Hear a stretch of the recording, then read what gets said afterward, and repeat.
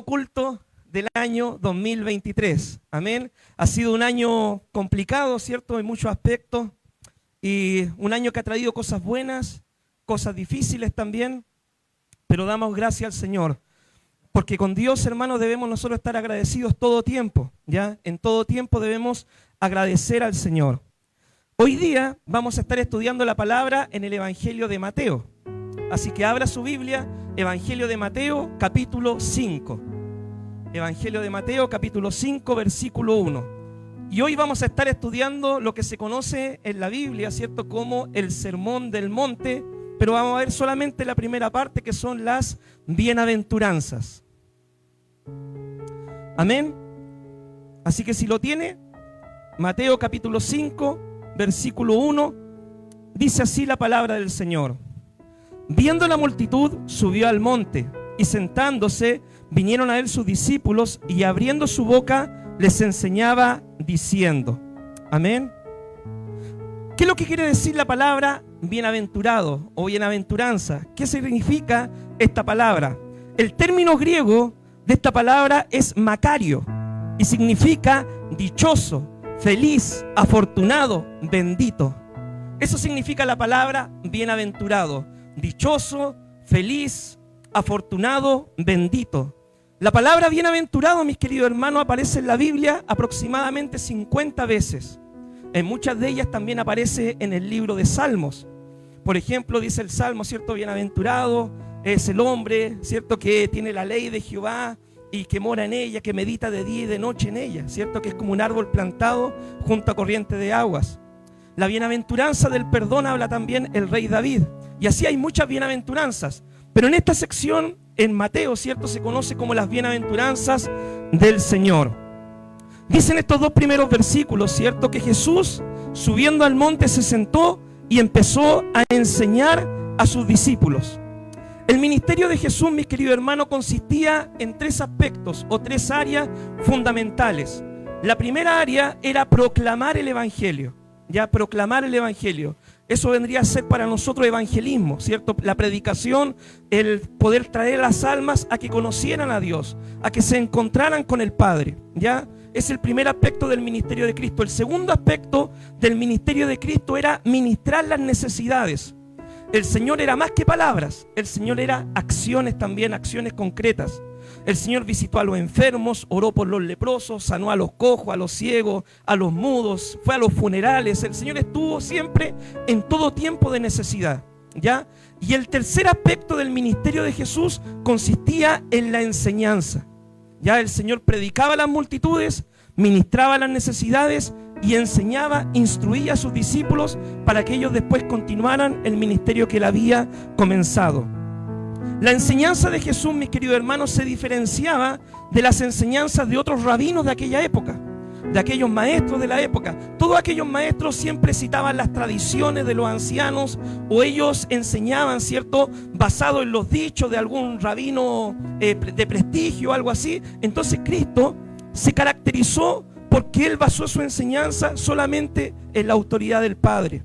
Amén. De hecho, cuando al Señor le preguntaron con qué autoridad hace estas cosas, la respuesta que el Señor dio, ¿cierto?, fue que Dios le había dado esa autoridad, en otras palabras.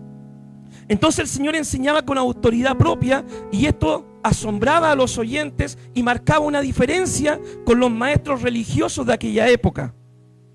En esta sección de Mateo capítulo 5 al capítulo 7 se le conoce como el Sermón del Monte. Algunos también lo han llamado el manifiesto del reino. Otros lo han llamado, hablando de constitución, la constitución del reino de los cielos, ¿ya? Otros lo han llamado el camino a la felicidad. A esta enseñanza de Jesús se le dieron muchos nombres, ¿cierto? Pero lo como comúnmente nosotros lo conocemos es como el Sermón del Monte. Dice que Cristo, subiendo una montaña, se sentó y empezó a enseñar a sus discípulos. Alguien una vez dijo que si nosotros juntáramos todos los libros de psicología, de autoayuda, de superación personal, no le podrían hacer ni siquiera, ¿cierto?, llegar a los tobillos a lo que sería el sermón de la montaña, el sermón del monte. Si juntáramos toda la sabiduría humana, los libros de psicología, autoayuda, crecimiento personal, no le harían ni siquiera el peso a lo que es el Sermón del Monte. Y es tan maravillosa, mi hermano, la enseñanza de Cristo, y es tan diferente a la enseñanza de los hombres, que a medida que vamos a ir estudiando el Evangelio de Mateo, usted se va a ir dando cuenta de todo esto. Por ejemplo, los hombres, ¿cierto? ¿Qué es lo que dicen? Si alguien te ofende, ignóralo. Y Cristo dice, si alguien te ofende, perdónalo. Alguien te dice, si alguien te hace mal, ¿cierto? Déjalo a un lado, échalo a un lado, hácele la ley del hielo, enseñanza de los hombres. ¿Qué es lo que te dice el Señor? Ora por tu enemigo. Imagínense, por esto el Sermón del Monte es revolucionario para nosotros los seres humanos, porque eso no está acompañado con nuestra naturaleza. En nuestra naturaleza nosotros podemos decir, si alguien te hace mal, ¿cierto? La ley del hielo, no le hablo más, y filo, ¿cierto? Pero el Señor nos pide marcar una diferencia. Entonces, mis queridos hermanos, esta enseñanza supera cualquier enseñanza, principio que pudiera haber en la sabiduría de los hombres. Algunos creen de que este sermón Jesús no lo predicó solamente una vez, sino que como el ministerio de Jesús era itinerante, es decir, el Señor iba viajando de ciudad en ciudad, quizás este sermón lo repitió en más de una ocasión.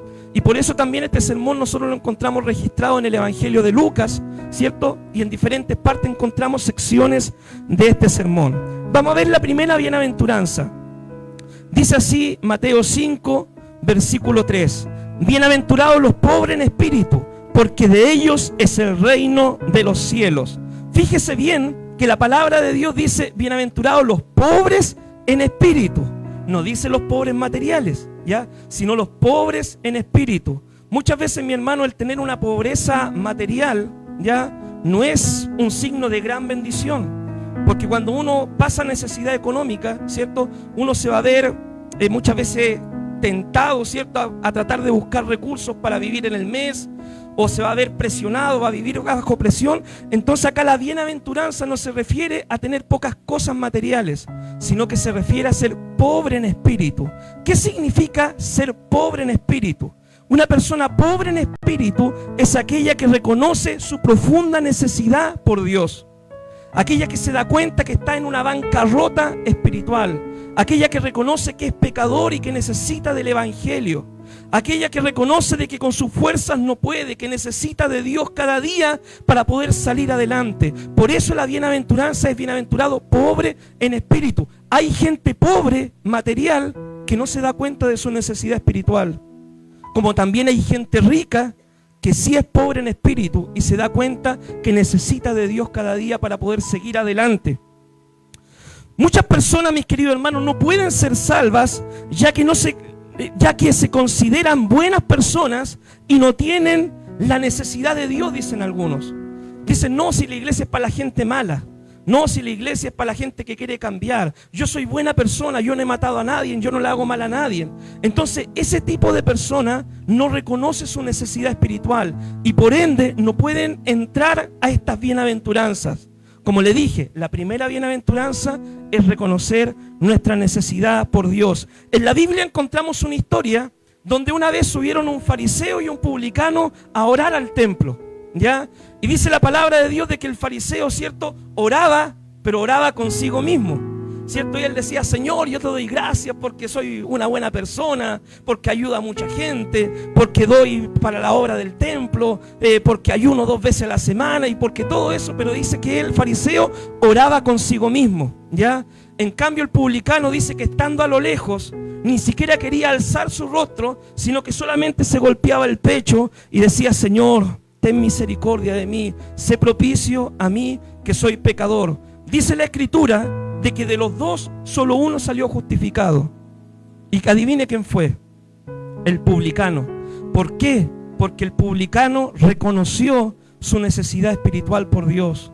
Reconoció que no era una buena persona, que no se merecía el cielo, que lo único que él se merecía era la condenación, quizás hasta el desprecio de la gente que lo conocía, y reconocía quién era ante Dios. Y por eso él, por reconocer su necesidad, él salió justificado antes que el otro, ya que el fariseo.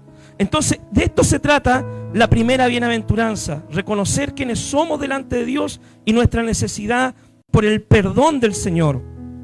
La segunda bienaventuranza dice así, Mateo 5:4, bienaventurados los que lloran, porque ellos recibirán consolación. Acá, mis queridos hermanos, no significa aquellos que lloran por querer ser ricos, ¿ya? O aquellos que lloran, ¿cierto? Porque no les llegó el regalo de Navidad que ellos estaban esperando, ¿ya? O aquellos que lloran, ¿cierto? Porque en la casa lo retó la esposa o lo retó el jefe en el trabajo.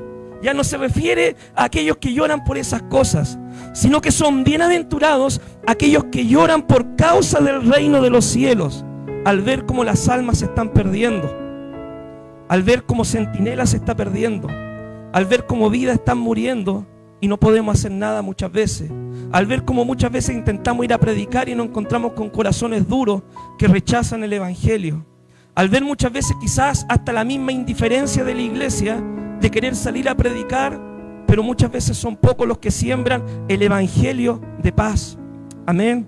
Bienaventurados son aquellos también que tratan de ganar a su familia para Cristo, ya que lloran, ¿cierto?, por la salvación de la familia, pero muchas veces reciben burlas, los ignoran, los hacen a un lado, los miran en menos por causa del evangelio, y eso les provoca un profundo dolor.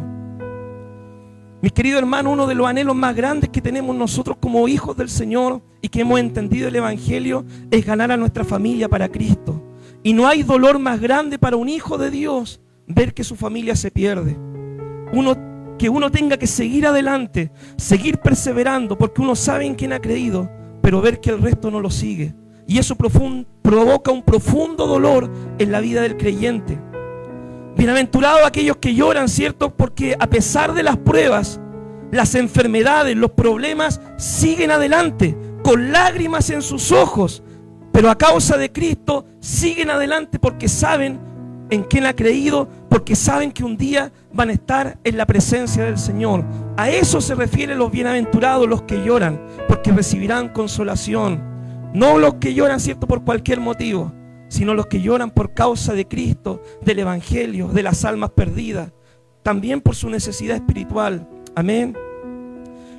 La tercera bienaventuranza dice así: bienaventurados los mansos, porque ellos recibirán la tierra por heredad. Muchos, ¿cierto?, decimos manso, pero no menso, ¿cierto? Manso, pero no menso.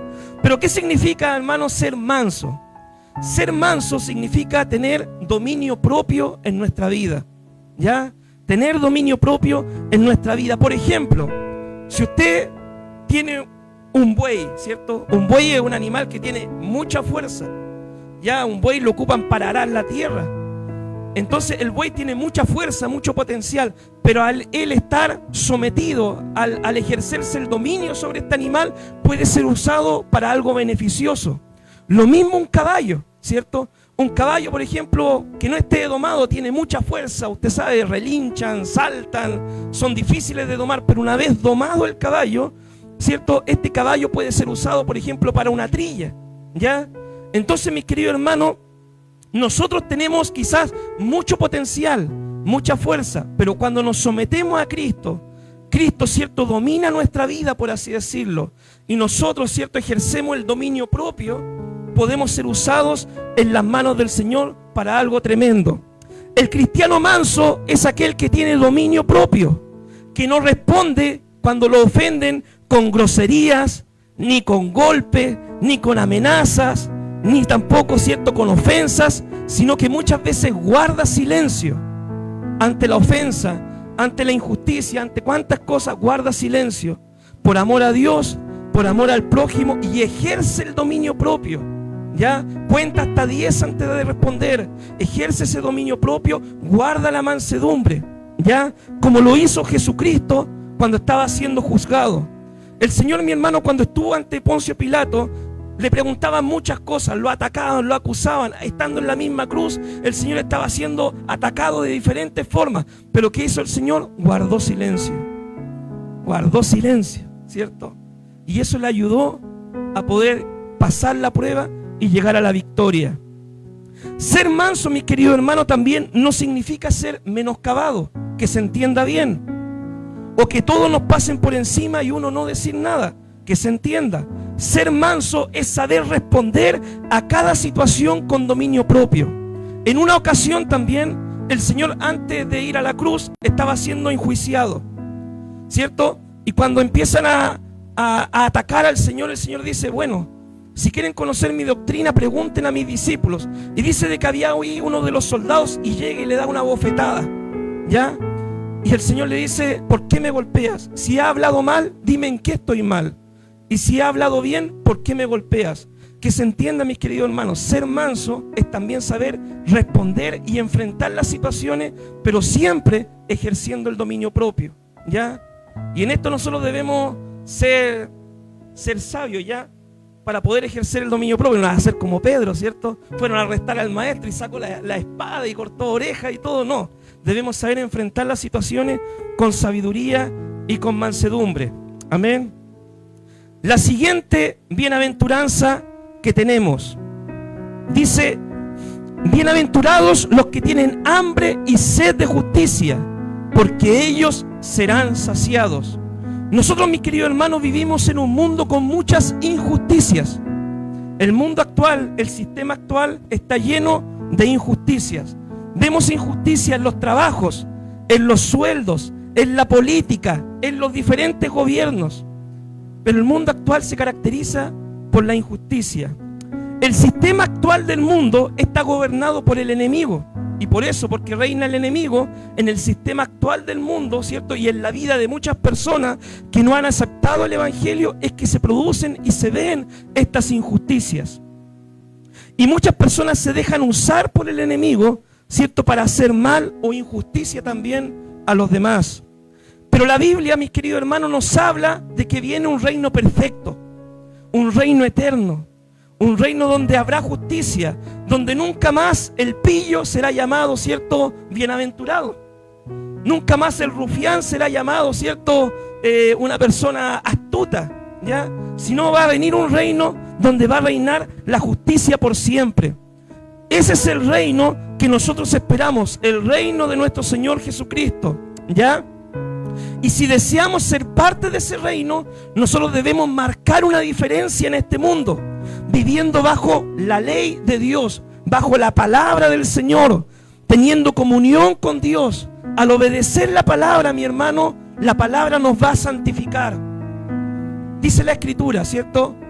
En mi palabra son ustedes santificados. Sabemos de que hay una santificación, mi hermano, que viene de parte de Dios, ¿ya?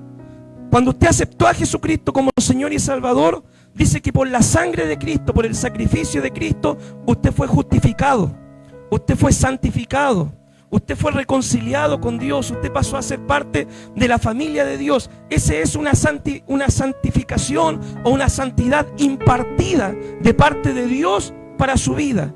Pero también hay una santidad práctica que le toca a usted vivir conforme usted obedece la palabra, ¿ya? Cuando nosotros guardamos la palabra, somos santificados. Y la Biblia dice, sin santidad nadie verá a Dios, ¿ya? No debemos confundirnos con Dios. Dios ama al pecador. Esto es un dicho. Dios ama al pecador, pero Dios aborrece el pecado. Así como Dios, mis queridos hermanos, es misericordioso y clemente, ¿cierto? Un Dios piadoso, bueno, bondadoso. Dios también es justo. Ama la justicia y Él no dará por inocente al malvado. Es por eso que Dios también nos pide, ¿cierto?, que anhelemos vivir en santidad, que anhelemos vivir en la justicia de Dios, guardando su palabra, sus mandamientos, ¿ya? La siguiente bienaventuranza, versículo 7, dice: bienaventurados los misericordiosos, porque ellos alcanzarán misericordia. Ser misericordioso, mi hermano, significa ser compasivo, ponerse en el lugar, en los zapatos del otro y ayudar cuando uno vea una necesidad, ya sea material o espiritual. Amén, mi hermano. Hay necesidades que muchas veces no son materiales, ¿ya?, sino que son espirituales. Acompañar a un hermano en un momento de dolor, acompañar a un hermano cuando está enfermo, ¿ya? Hay necesidades espirituales también, orar por nuestros hermanos. Y hay necesidades materiales, ¿cierto? Cuando hay escasez en el hogar o de diferente índole, ¿cierto? Uno puede proveer también con la economía. Jesús nos pide que seamos misericordiosos, y Él ilustró la misericordia al Señor con la historia del buen samaritano. ¿Qué mejor historia, mi hermano, para mostrarnos cómo debía ser un cristiano misericordioso? Dice, ¿cierto?, de que una persona iba de camino, fue asaltada quedó herido, medio muerto a mitad de camino. Pasó, ¿cierto?, un levita, un sacerdote pasó de largo, un levita pasó de largo, pero un samaritano llegó, se acercó, vendó las heridas, curó de él, lo cuidó, lo llevó al mesón, ¿cierto?, al hostal, donde cuidaron de él, le dieron lo que necesitaba, pagó el dinero, ¿cierto?, de la persona que estaba herida, y dijo: y si algo más necesita, dímelo y yo lo pagaré después. Eso es misericordia pura, hermano, en el ejercicio de la vida cristiana. Cuando nosotros veamos una necesidad, es una oportunidad que Dios nos pone por delante para mostrar el amor de Dios y para predicar el evangelio. Para mostrar misericordia, mi hermano, no debemos esperar que la iglesia organice el día de acción social, el día en el millón, ¿cierto?, que es una actividad en el año. No debemos esperar a eso. Dios, mi hermano, en el camino le va a ir poniendo situaciones en las cuales usted debe ejercer la misericordia. Y como siempre yo le enseño, mi hermano, cuando usted ve una necesidad, no me llame a mí, cúbrala usted en primer lugar, porque Dios a usted le quiere dar la bendición, ¿ya? Si Dios le pone una necesidad, trate de resolverlo usted en primer lugar, porque Dios le va a dar el galardón a usted y Dios lo quiere bendecir a usted, ¿ya? Si me avisa a mí, obviamente vamos a tratar de resolverlo, pero ahí la bendición va a ser compartida, 50 y 50, ¿ya? Pero Dios de repente le quiere dar galardones a su vida, ¿ya? Entonces, cuando vea una necesidad, tómela como una oportunidad para poder servir al Señor. Dios dice que Él preparó estas buenas obras de antemano para que nosotros las ejecutemos. Algunas cosas que nosotros podemos hacer para mostrar la misericordia y el amor de Dios son las siguientes: dar una ayuda, por ejemplo, a una persona en discapacidad. Si usted un día, hermano, va por el centro, por Concepción, Talcahuano, por donde sea, y usted ve, ¿cierto?, una persona con discapacidad que no puede caminar, una persona no vidente, una persona que usted sabe que está a la vista, que es una necesidad concreta, hermano, que Dios toque su corazón y usted pueda ser generoso y ayudar en aquellos casos, ¿ya? Otras oportunidades para servir es visitar, ¿cierto?, a los hermanos cuando están pasando necesidad, visitar a un familiar o un hermano en el hospital. Cuando un cercano está enfermo, ir a ayudarle. Si hay un familiar de ustedes preso, hermano, vayan a la cárcel, visítenle, háblenle de la palabra del Señor, ¿ya? Son oportunidades que Dios nos da para poder ejercer el ministerio de misericordia. A todo esto, mis hermanos, lo que siempre debemos tener en cuenta y lo que usted siempre debe tener claro en su vida es que las necesidades, cuando Dios lo usa para cubrir una necesidad, para ayudar al necesitado, todo, ¿usted qué tiene que hacer? Su celular, dejarlo bien guardado, ¿cierto? Ponerlo en modo avión si es que quiere y no se ponga a sacar fotos ni nada de eso. Porque eso no es, cuando uno ayuda y se muestra, eso no es ser misericordioso. Eso significa ser vanidoso, ¿ya? Veamos la siguiente bienaventuranza, versículo 8. Bienaventurados, dice, los de limpio corazón, porque ellos verán a Dios. La Biblia dice: sobre toda cosa guardada, guarda tu corazón, porque de él mana la vida. La palabra declara que del corazón de los hombres salen las cosas malas, las blasfemias, los pecados. Del corazón sale todo lo malo. El Señor dijo también que de la abundancia de nuestro corazón va a hablar nuestra boca, ¿ya? Y el corazón en la Biblia se refiere al órgano más íntimo del hombre y cómo es el hombre en realidad en su ser interno, ¿ya? A eso se refiere la Biblia cuando habla del corazón. Y cuando Dios dice: yo quiero que sean de limpio corazón, es decir, yo quiero que sean limpios por dentro, desde lo más íntimo de adentro ustedes tengan un pensamientos puros, deseos puros, principios que dirijan su vida, que sean puros, que sean limpios. La palabra en Ezequiel, mi hermano, dice de que Dios va a quitar el corazón de piedra en aquellos que vamos a aceptar el evangelio, y Él pondrá un corazón de carne. ¿Qué significa esto, mi hermano?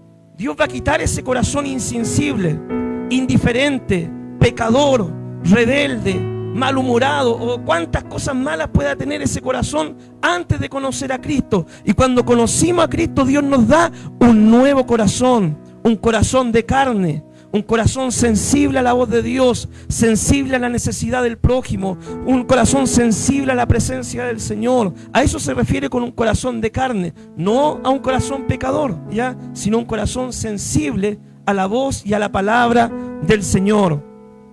De David se dice la Escritura de que era un hombre conforme al corazón de Dios, mi hermano. Un hombre que a pesar de sus errores, sus faltas, sus equivocaciones, sus falencias que él podía tener, como hombre amaba a Dios. Y una de las cosas más grandes que tenía David, mi hermano, es que cuando él pecaba, reconocía delante del Señor, se arrepentía y volvía a estar alineado con Dios. Nuestra meta como cristianos es tener un corazón que ame al Señor sobre todas las cosas y que ame al prójimo, ¿ya? Veamos la siguiente bienaventuranza, versículo 9. Bienaventurados los pacificadores, porque ellos serán llamados hijos de Dios. Son bienaventurados, mi hermano, aquellos que ponen en paz a Dios con los hombres. El hombre con Dios está enemistado por causa del pecado. Todos hemos pecado, todos estábamos destituidos de la gloria del Señor, todos merecíamos la condenación en el infierno, todos estábamos irreconciliados con Dios. Pero son bienaventurados aquellos hombres que se esfuerzan por predicar el Evangelio y reconciliar a Dios con el hombre, ¿ya? Por medio del Evangelio de la paz. Son bienaventurados también aquellos que ponen paz entre los hombres, porque muchas veces pueden haber discusiones, divisiones, pleitos y cosas así. Somos humanos, ¿cierto? Y muchas veces pueden surgir estas cosas y de repente cuando alguien tiene un choque con alguien o con otra persona o alguna situación, puede quedar un poco lastimado, ¿cierto?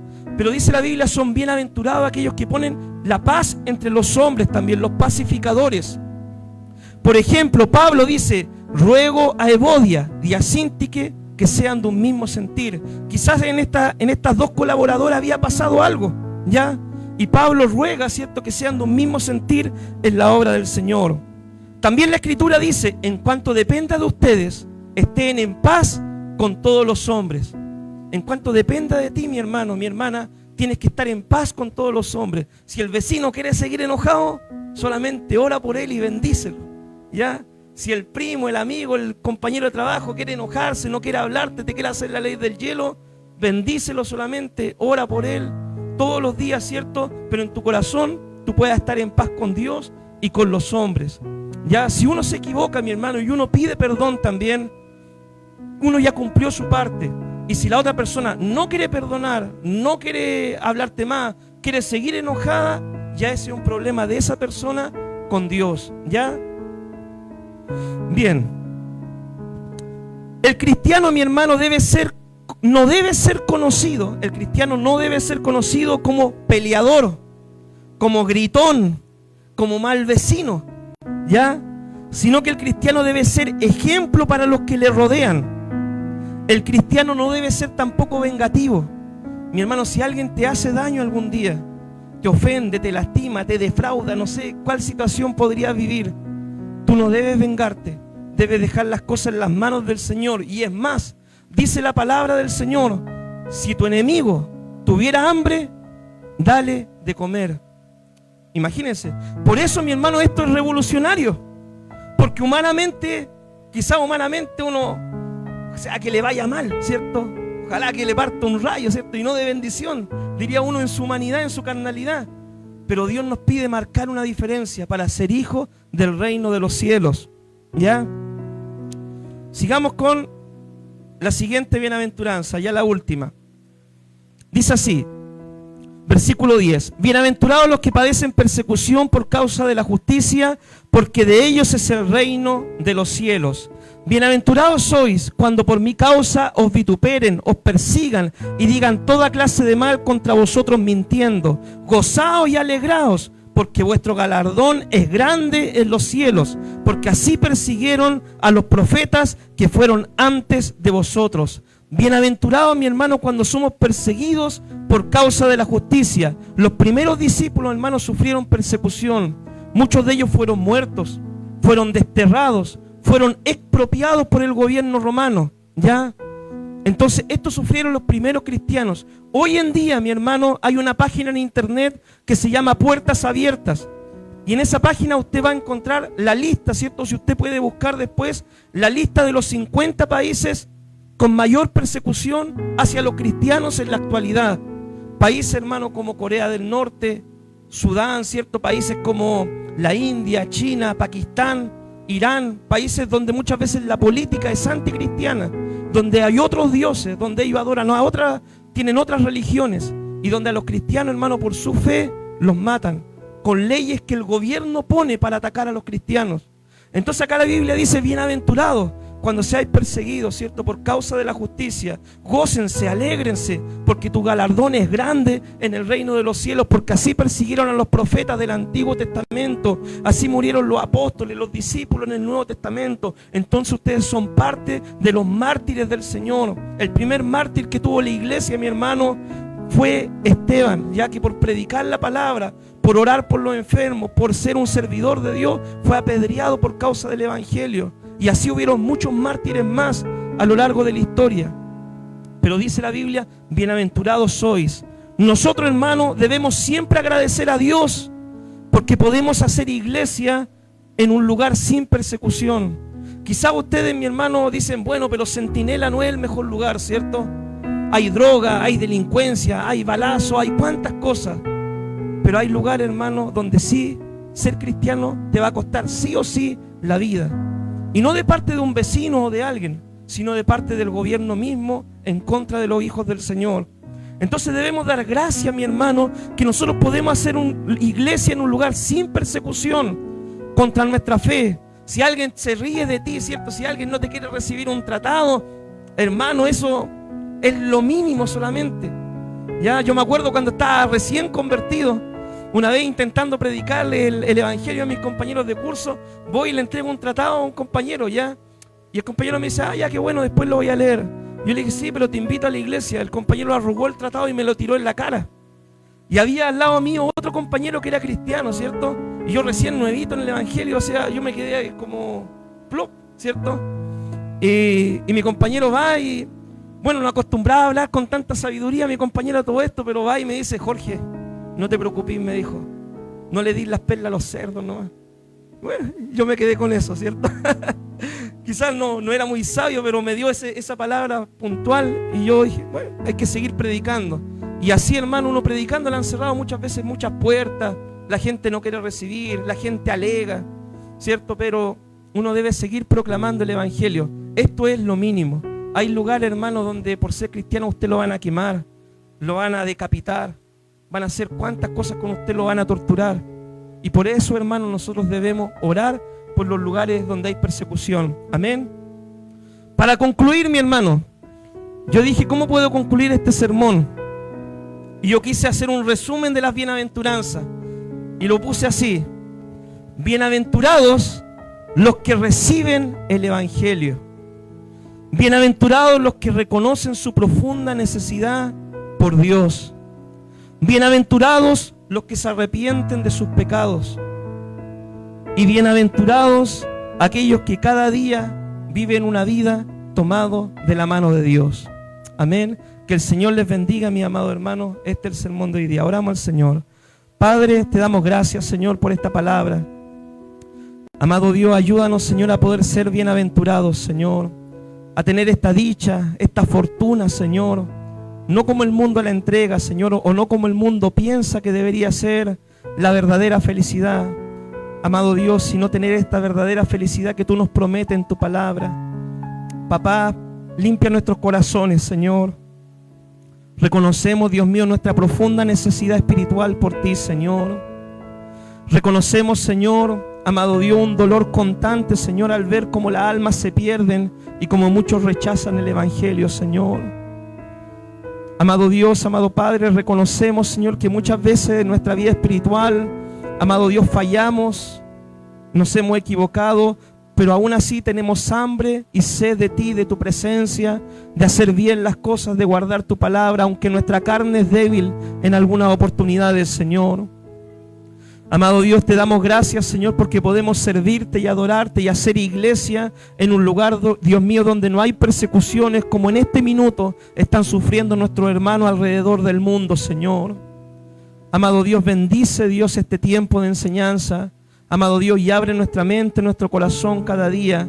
Y ayúdanos, Señor, a poder caminar en la verdadera felicidad y ser así bienaventurados. En el nombre de Jesús, amén y amén. Que Dios les bendiga, mi hermano.